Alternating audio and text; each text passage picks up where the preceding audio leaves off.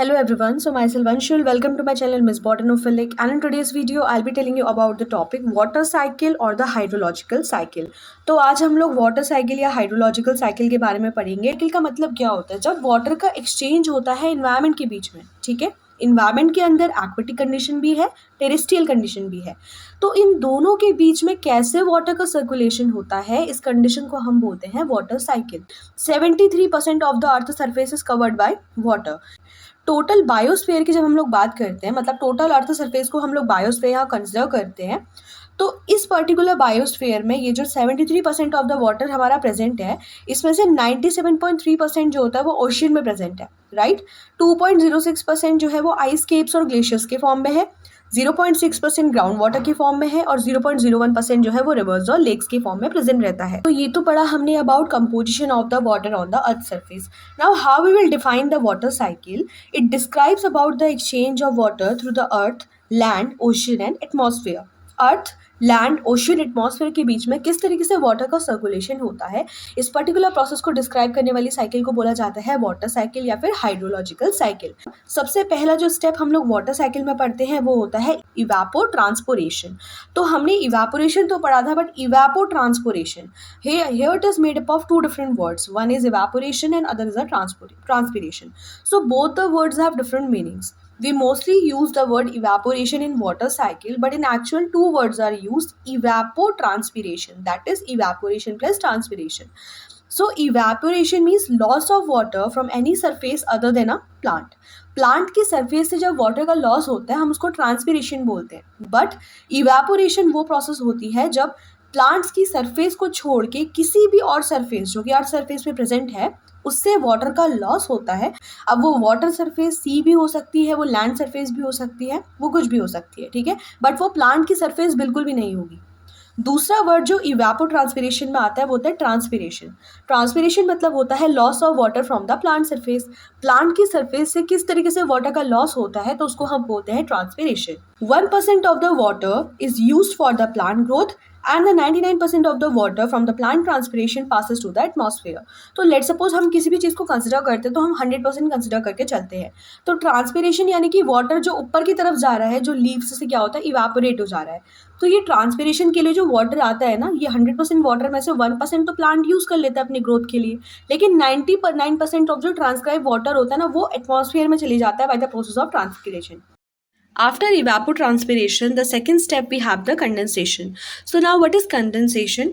Condensation is a process whereby water vapor in the atmosphere is exchanged into the liquid state। ठीक है, तो हमने अभी तक क्या पढ़ा कि इवेपोरेशन में क्या हो रहा है कि सरफेस वाटर है या फिर जो प्लांट सरफेस का वाटर है वो एटमॉस्फेयर पे जा रहा है वाटर वेपर्स के फॉर्म में, ठीक है। अब यहाँ पे क्या हो जाता है कि ये जो वाटर वेपर्स होती है ना, ये कंडेंस करके एक स्ट्रक्चर बनाती है। वो स्ट्रक्चर या तो क्लाउड हो सकता है या फिर वो ड्यू हो सकता है। Condensation is a process where water vapor in the atmosphere is changed into a liquid state. Okay, now it may appear in atmosphere as dew or clouds, या फिर आपने इसका एक एग्जाम्पल अगर बहुत सिंपल देखा होगा, जो कोल्ड ड्रिंक्स की बॉटल होती है ना उसके बाहर से ड्यू बन जाती है, तो वो होती है because of condensation. So the appearance of water on side of a cold drink can or bottle is just because of the condensation. Second thing we have कि इसी कंडेंसेशन में जनरली कंडेंसेशन की प्रोसेस एटमॉस्फेयर में हो क्यों रही है और ये कहाँ होती है, तो ये होती है मोस्टली हायर एल्टीट्यूड्स पे। आपने देखा होगा कि हम बोलते हैं कि हम जब पहाड़ों पे जाते हैं ना तो ऐसा लगता है कि हम बादलों को छू रहे हैं, क्योंकि बादल क्या है वो हमारे हायर एल्टीट्यूड्स पे बनते हैं। वहाँ पे टेम्परेचर कैसा है, लो है। लो टेम्परेचर होने की वजह से जो वाटर वेपर्स होते हैं ना वो आपस में इकट्ठे होते होते क्या बना देते हैं, वो क्लाउड्स का फॉर्मेशन करते हैं, फिर वो ड्यू बना देते हैं, ठीक है, जिसको हम ओस की बूंदे बोलते हैं। तो वही चीज़ होती है ड्यू। तो cooling of water at higher altitude, that is lower temperature. High altitude पे कैसा टेम्परेचर होता है, लो टेम्परेचर होता है फॉर क्लाउड फॉर्मेशन। तो इसका मेन मोटिव जो कंडेंसेशन का है वो यही है कि वाटर वेपर्स जो कि इवेपो ट्रांसपिरेशन से आए थे उनको कंडेंस होकर वो क्या बनाएंगे, क्लाउड्स का फॉर्मेशन करेंगे। After this we have the precipitation. What do you mean by precipitation? Precipitation मतलब सिंपल सी अगर डेफिनेशन में बोलूँ कि बारिश जिसको हम बोलते हैं। सो अब जनरली हुआ क्या कि जो ड्यू होती है वो तो छोटी छोटी बूंदें होती हैं, तो ये जो छोटी छोटी बूंदें होती है या फिर जो क्लाउड्स में हमारी इकट्ठी होती है ना, तो वो लार्ज ड्रॉपलेट्स की फॉर्म पे वो अर्थ सरफेस पे आती हैं, जिसको हम लोग मोस्टली रेन बोलते हैं, ठीक है। तो tiny condensation particle growing to large water is release from cloud in the form of rain, snow, hail या स्लीट, ठीक है। तो मोस्टली तो बारिश के फॉर्म में होती है, लेकिन जहाँ बहुत ठंडा क्लाइमेट है तो वहाँ पे क्या हो जाता है कि क्या होता है, स्नो के फॉर्म में बारिश होती है, कई कई हेल भी होते हैं, हेल जिसको हम लोग ओले बोलते हैं, स्लीट्स होती है। तो इस फॉर्म में जो कंडेंस वाटर है ना, हमारा जो कंडेंस ड्रॉपलेट्स है, पार्टिकल्स है, वो थोड़े बड़े बड़े साइज के पार्टिकल्स में या फिर वो रेन्स के फॉर्म में क्या होता है, अर्थ सरफेस पे आ जाते हैं। अब वो फॉर्म रेन भी हो सकती है, स्नो भी हो सकती है, हेल या फिर स्लीट हो सकती है। तो प्रेसिपिटेशन के ये 4 मोड है, इनमें से कोई भी हो सकती है, बट मोस्ट कॉमन जो होती है वो रेन होती है, ठीक है। बाकी रेन को कौन सी चीज़ अफेक्ट कर रही है, वो है हमारा टेम्परेचर। टेम्परेचर बहुत ठंडा है तो वहाँ पे स्नोफॉल होगी, right. Next we have fourth, जो सबसे लास्ट स्टेप होता है about for the water cycle, this is the ground water and the surface run off. Mostly जब हम लोग ग्राउंड वाटर बोलते हैं तो वी स्टेट की जो वाटर जो कि अर्थ सरफेस के नीचे होता है, बट ये जो वाटर होता है ये कभी भी डायरेक्टली इवेपोरेट नहीं होगा, ठीक है। ये कभी भी इवेपोरेट नहीं होता है, प्लांट इस वाटर को कभी भी यूज नहीं कर सकते हैं फॉर ट्रांसपिरेशन प्रोसेस या किसी भी प्रोसेस के लिए, क्योंकि ये प्लांट्स तक अवेलेबल ही नहीं होता है। हम लोग लेयर्स के हिसाब से बोले तो यहाँ पे एक तो हमारी होती है सैचुरेटेड जोन और एक होती है वाटर टेबल जोन। तो वाटर टेबल जोन के नीचे जो होता है सैचुरेटेड जोन होता है, ठीक है। तो सैचुरेटेड जोन वाली जो जोन होती है वहाँ पे हमारा वाटर प्रेजेंट होता है in case of ground water, but the ground water is never available to the water table level. तो वाटर टेबल के नीचे वाली साइड को जितना वाटर होता है ना, उसको हम कंसिडर करते हैं as ground water. So groundwater is not directly evaporated or used by plant for the purpose of transpiration. It's the water present beneath the earth's surface in rock and soil pores and in fractures of the rock formation. Okay, below water table, that is saturated zone में generally क्या होता है, ये present रहता है। okay, तो कहाँ present रहता है ग्राउंड वाटर, ग्राउंड वाटर का जो लेवल होता है वो होता है सैचुरेटेड जोन में, और ये जो सैचुरेटेड जोन होता है इसके ऊपर आने वाले जोन को हम लोग वाटर टेबल बोलते हैं। तो वाटर टेबल के नीचे जितने हमारा जो वाटर प्रेजेंट है उसको हम कंसिडर करते हैं ग्राउंड वाटर। अगली कंडीशन जो मैंने यहाँ पे लिखी थी वो है सरफेस रन ऑफ।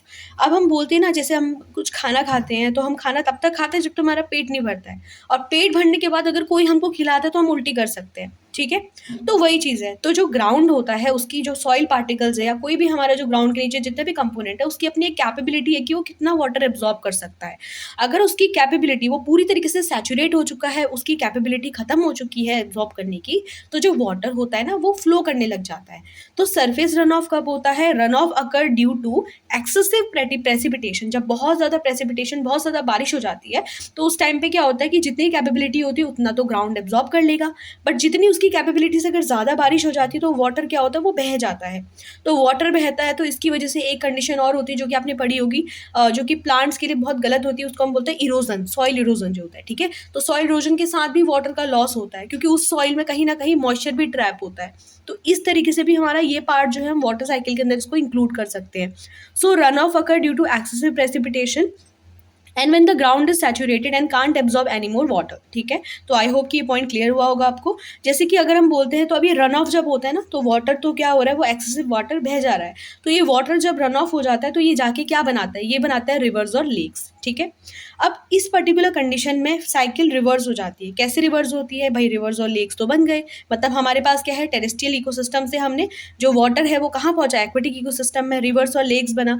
तो वाटर क्या होगा फिर, सनलाइट की प्रेजेंस पे क्या होगा, इवेपोरेशन की प्रोसेस होगी। तो रिवर्स और लेक्स क्या होगा, वाटर दोबारा ऊपर की तरफ चले जाएगा। जब वाटर ऊपर की तरफ जाएगा तो वो कंडेंस करके फिर क्या बनाएगा, क्लाउड बनाएगा। क्लाउड बनने के बाद वो क्या होगी, रेन के फॉर्म में आएगी। रेन बनने के बाद वो ग्राउंड वाटर सरफेस वाटर में जाएगा, फिर साइकिल क्या हो जाएगी, रिपीट हो जाएगी, ठीक है। तो ये 4 मेन स्टेप्स होते हैं वाटर साइकिल में। इसके अलावा we have this 4 important terms that you should learn when you are at the graduation level, so that's why I have just added these particular points so that you should know about them. सबसे पहले हमारे ये जो 4 होते हैं, एक होता है catchment area, spring area, aquifer और artesian well. So what are these 4 term, you should know about them. सबसे पहले जो कैचमेंट एरियाज होती है, when water in area move from surface to ground water। जैसे कि मैंने आपको बताया कि अगर जो ग्राउंड है वो हमारा सैचुरेट नहीं है तो वो वाटर का एब्जॉर्प्शन करेगा, तो वाटर का एब्जॉर्प्शन करता है सरफेस से। तो ऐसे रीजन्स जहाँ पे सरफेस से वाटर ग्राउंड की तरफ जाता है तो उन रीजन्स को हम बोलते हैं कैचमेंट रीजन या कैचमेंट एरियाज, ठीक है।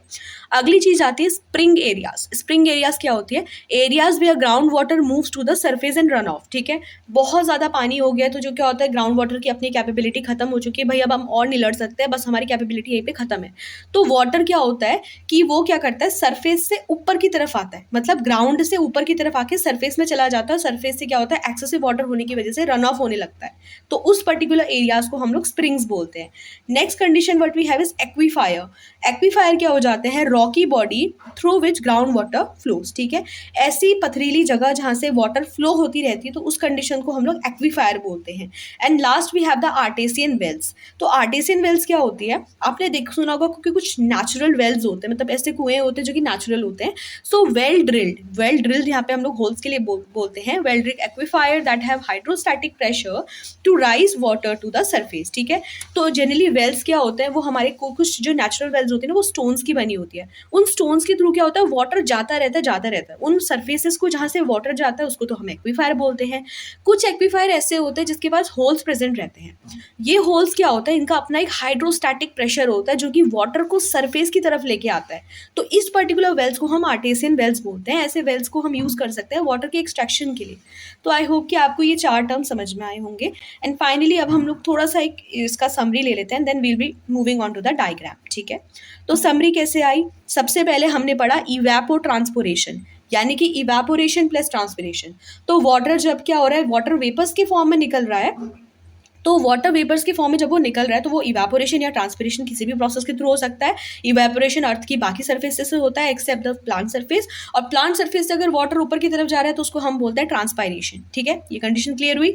उसके बाद से जब वाटर वेपर्स ऊपर की तरफ आए तो यहाँ पे हमारे क्या है, वाटर वेपर कंडेंस हुए, कंडेंसेशन की प्रोसेस हुई। कंडेंसेशन हुए तो उन्होंने क्या बनाया, उन्होंने बनाया क्लाउड्स। ठीक है, क्लाउड्स बनाए उन्होंने, ड्यू बनाई। ड्यू बनाने के बाद कंडेंसेशन की प्रोसेस से क्या बना, हमारा क्लाउड्स और ड्यू बने। क्लाउड्स और ड्यू बनने के बाद जब क्लाउड्स में बहुत ज़्यादा पानी इकट्ठा हो गया तो उनको तो पानी फेंकना है बाहर की तरफ, उनकी कैपेबिलिटी पूरी भर चुकी है। तो प्रेसिपिटेशन के फॉर्म में क्या हो जाता है हमारा, रेन, स्नो, स्लीट, मैंने अलग आपको टाइप्स बताए थे, तो उसके फॉर्म में प्रेसिपिटेट हो जाता है वाटर अर्थ की सरफेस पे। अर्थ की सरफेस पे आएगा तो कुछ पानी जो है सबसे पहले तो ग्राउंड वाटर एब्जॉर्ब करेगा। जब एक्सेस वाटर हो जाता है ना, जब एक्सेस वाटर मतलब कि ग्राउंड वाटर की कैपेबिलिटी खत्म हो चुकी है, तो वो पानी सरफेस रन ऑफ हो जाएगा, मतलब बहते हुए क्या बनाएगा, वो रिवर्स और लेक्स बनाएगा। सनलाइट पड़ेगी, सनलाइट ज़्यादा होगी, ज़्यादा सनिंग वाली कंडीशन होगी, ज़्यादा सनी एटमॉस्फेयर होगा तो क्या होगा, रिवर, लेक, ओशन जैसी कंडीशन से क्या होगा, वाटर दोबारा इवेपोरेट हो जाएगा। ठीक है, किसकी फॉर्म में, वाटर वेपर्स की फॉर्म में, और फिर वही प्रोसेस क्या हो जाएगी, कंटिन्यू होती रहेगी हमारी। ठीक है, तो ये था हमारा एक conclusion for the water cycle. Then after this let's talk about the diagrammatic representation. बहुत ईजी सा मैंने डायग्राम यहाँ पे लिया है, but for that I will be pasting a good and available diagram at the top corner so you can see from there. तो सबसे पहले व्हाट वी हैव इज, हम स्टार्ट करते हैं फर्स्ट प्रोसेस से। तो फर्स्ट स्टेप आपने ध्यान में रखना है, दैट इज इवेपोट्रांसपिरेशन। तो यहाँ पे इवेपोरेशन हो रहा है, मैंने 2 जगह फर्स्ट इसलिए लिखा है बिकॉज प्लांट की सरफेस से क्या हो रहा है, डायरेक्ट क्लाउड बन रहा है, यहाँ पे ट्रांसपिरेशन के थ्रू ये प्रोसेस हो रही है। So the first step is transpiration, and from here, जो कि ओशन बॉडीज है, water bodies like river, lakes है, कुछ भी हो सकती है, तो यहाँ से जो प्रोसेस हो रही है वो है इवेपोरेशन की। तो फर्स्ट स्टेप आई होप कि आपको समझ में आएगा, that is evaporation and transpiration. बहुत ज़्यादा सनी इन्वायरमेंट है क्योंकि एटमॉस्फेयर भी वाटर साइकिल को इफेक्ट करती है। ज़्यादा टेम्परेचर होगा तो ज़्यादा वाटर साइकिल जो होती है वो कंटिन्यूटी पे आती है। ठीक है, तो इवेपोरेशन की प्रोसेस खासकर सबसे ज़्यादा इफेक्ट होती है हाई टेम्परेचर पे। तो टेम्परेचर ज़्यादा था, सनी डे था, तो इवेपोरेशन और ट्रांसपिरेशन की प्रोसेस हुई। ट्रांसपिरेशन प्लांट से हुआ, इवेपोरेशन ओशन या फिर वाटर बॉडीज से हो गया। सन की प्रेजेंस पे वाटर वेपर ऊपर आए, वाटर वेपर कंडेंस हुए, कंडेंस होकर उन्होंने बनाया क्लाउड्स। ठीक है, यहाँ से भी ट्रांसपिरेशन की प्रोसेस से वाटर वेपर ऊपर की तरफ आ रहे हैं, मिलके दोनों ने बनाया क्लाउड। तो सेकेंड प्रोसेस हमारी हो गई कंडेंसेशन की। कंडेंसेशन के बाद जो थर्ड स्टेप आता है वो होता है प्रेसिपिटेशन। दैट इज कि यहाँ पे क्या हो रहा है, इधर हो रहा है हमारा प्रेसिपिटेशन। दैट इज कि क्लाउड्स के अंदर जो वाटर है वो रेन, स्नो, स्लीट किसी भी फॉर्म में क्या हो रहा है, अर्थ की सरफेस पे आ रहा है। फोर्थ स्टेप हमने पढ़ा था run of and ground water. तो फोर्थ स्टेप में सबसे पहले तो ग्राउंड वाटर जितना कैपेबिलिटी है भाई उतना उसने एब्जॉर्ब किया, अपने पास स्टोर करके रख दिया। ठीक है, ये वाला जो रीजन है ना, इस रीजन को हम लोग बोलते हैं वाटर टेबल। ये ग्राउंड वाटर वाला जो रीजन है ना हमारा, इसको हम बोलते हैं सैचुरेटेड जोन। ठीक है, तो ये चीज़ आप ध्यान में रखना। वाटर होराइजन जब हम पढ़ेंगे तो उसमें मैं थोड़ा आपको डिटेल में बताऊंगी किस तरीके से क्या होता है हमारा वाटर का जो होता है डिस्ट्रीब्यूशन होता है अर्थ की सरफेसेस पे। Right, next what we have is कि ग्राउंड वाटर ने अपना एब्जॉर्ब किया, जितना पानी बचा वो फ्लो होते होते कहाँ गया सरफेस रन ऑफ। ये फोर्थ स्टेप क्या है, this is the surface run off. ठीक है, ये कंडीशन डिस्क्राइब करती है सरफेस रन ऑफ की। तो एक्सेसिव वाटर बहते बहते कहाँ आ गया, ओशंस में आ गया, रिवर्स, लेक्स, मोस्टली हम लोग रिवर्स और लेक्स लेते हैं, तो यहाँ मैंने जस्ट आपको ओशन के फॉर्म में समझाया। You can also write here rivers and lake. तो मोस्टली जो बारिश के थ्रू बहता हुआ पानी होता है वो रिवर्स या लेक्स का ही फॉर्मेशन करता है, बिकॉज वो प्योर वाटर होता है। Pure water in a sense क्या होता है, it is not the salty water या फिर सलाइन वाटर। के लिए यहाँ से दोबारा रिपीट होगी, इस तरीके से हमारी वाटर साइकिल क्या है वो चलती रहती है। तो यही सब आता है वाटर साइकिल के अंदर। आई होप कि आपको वाटर साइकिल समझ में आई होगी। अगर आपको नोट्स अच्छे लगे, वीडियो अच्छी लगी, तो please do share it with friends and classmate. So that's all for today's video. If the video is helpful, then please like, share and subscribe. Thank you.